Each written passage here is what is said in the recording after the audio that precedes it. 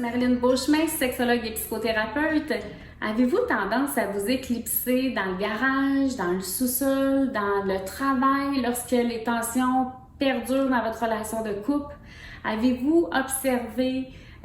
consommer davantage de drogue, d'alcool, de magasinage en ligne, de jeux vidéo, lorsque les tensions émotionnelles sont de plus en plus importantes dans votre relation amoureuse?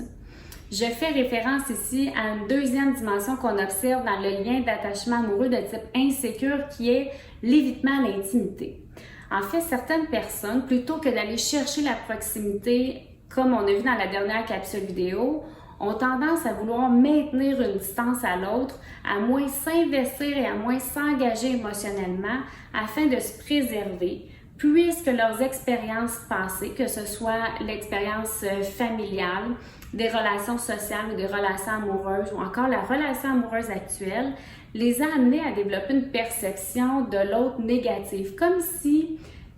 ils peuvent pas avoir le réconfort, la réassurance, l'écoute comme ils ont véritablement besoin. Alors, ça les a amenés à devoir compter que sur elles-mêmes. Des personnes qui vont avoir tendance à se surinvestir dans le travail, dans des loisirs, dans des occupations autres, dans la consommation, pour essayer d'aller anesthésier, d'aller diminuer cette sorte de tension-là,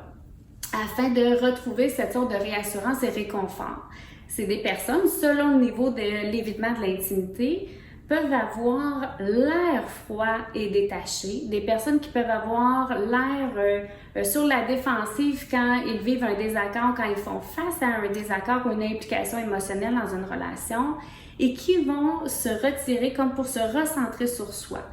Ces personnes-là vont dégager, ou du moins les autres vont percevoir leur détachement comme, ce que j'entends dans mon bureau, c'est comme s'il s'en fout. Il n'y a rien qui l'affecte, il n'y a jamais rien qui le dérange. Je ne sais pas comment il se sent parce qu'il ne me montre rien dans sa façon de vivre et de ressentir les émotions.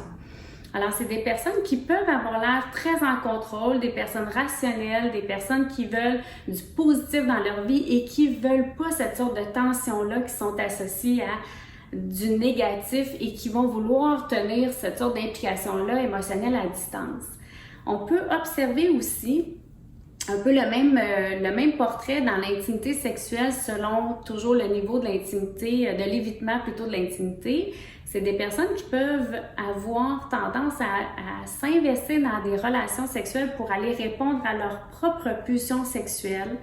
qui vont être peu engagées dans la relation à l'autre, qui vont être centrées sur ses désirs ou ses besoins, plutôt que d'avoir cette sorte de réciprocité, parce que quand la relation n'est pas assez sécurisante, ces personnes-là vont amplifier ce mécanisme-là de protection et donc d'émettre une sorte de distance par le détachement émotionnel, par le manque de disponibilité ou de sensibilité à l'autre.